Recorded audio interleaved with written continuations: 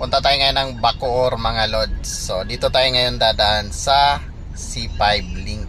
So kapag nanggaling ka ng Pasig, BGC, Taguig, mas maganda dito ka na dumaan kung papunta ka ng Las Piñas or Parañaque, Bacoor, Imos, Cavite. Yan. Sundan mo lang tong aking video mga lodi kung wala ka pang idea paano dumaan dito. So dito ka dumaan sa gitna, wag dyan sa kaliwa, kasi ang kaliwa papunta yan siya ng SLEX. Yung sa kanan naman papunta yan siya ng East Service Road. So ito ang tutumbukin mo mga lods, yung nasa gitna. Ayan, may nakalagay naman dyan C5 link. Ayan. So pwede ka ditong mag-exit papunta ng Merville. So mas mabilis ang biyahe dito kung i-compare mo sa Skyway, kasi Skyway madalas din doon traffic na. Dito mga lods, unang tollgate kagad madadaanan mo dito. So kailangan mas maganda meron ka ng RFID para hindi na abala sa biyahe mga lods.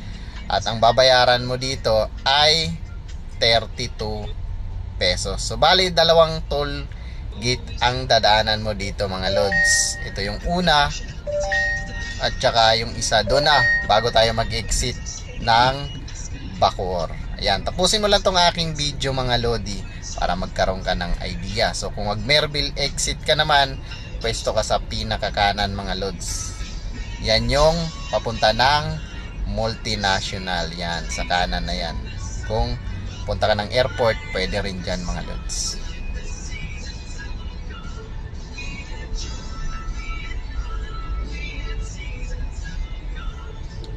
Ang labas na natin ito mga lods, Cavitex na. So dalawang toll fee lang dadaanan natin kung mag-exit tayo ng Bacoor. At take note nga pala sa hindi pa masyadong familiar dyan, huwag kayong magpatakbo ng matulin. Takbong mga 60 lang para pagdating doon sa dulo ay hindi kayong tipo na hihinto muna. Babasahin muna yung signage. Mas maganda mabagal ka lang, kasi 60 naman ang pinakamabagal dito, o pwede nga 40 nakalagay doon.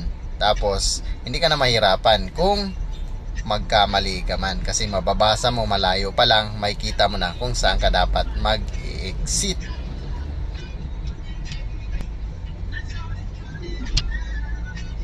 At siya nga pala, sa hindi pa dyan follower ko, pwede nyo naman akong i-follow at i-like na rin tong aking ginagawang mga video para lagi kang updated sa ating mga gagawing content na kagaya neto. So ito na yung huling toll gate na ating dadaanan mga lods.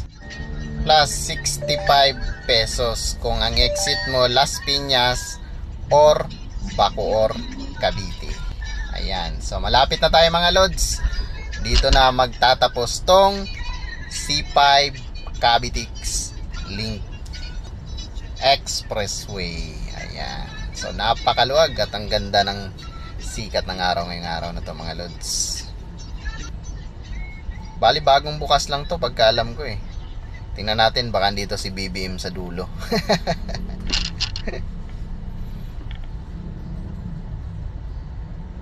Yan, tubukin mo lang ulit yung mga signage kung saan ka mag-exit, Bacoor ba or Las Piñas.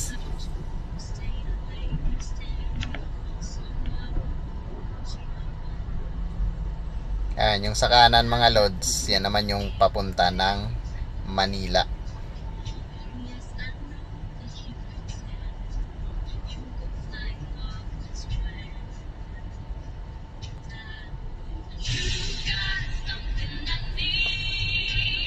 So ito na yung dulo ng C5 Cavitex link expressway. Yan na yung toll gate ng Cavitex. Alright mga lods, sana'y nagustuhan mo tong aking video at drive safe mga lodi.